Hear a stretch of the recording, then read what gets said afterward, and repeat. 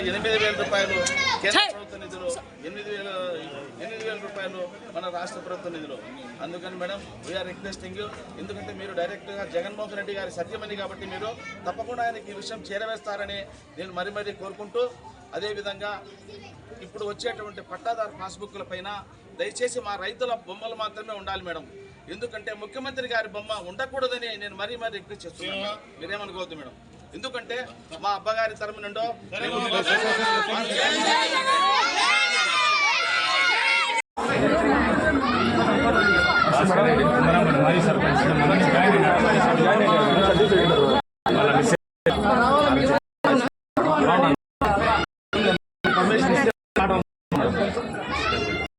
ఏం లేదు మేడం. ఇప్పుడు జగన్మోహన్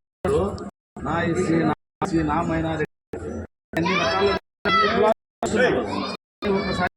రకాల అని స్పీచ్ అన్నప్పుడు కేవలం 6,000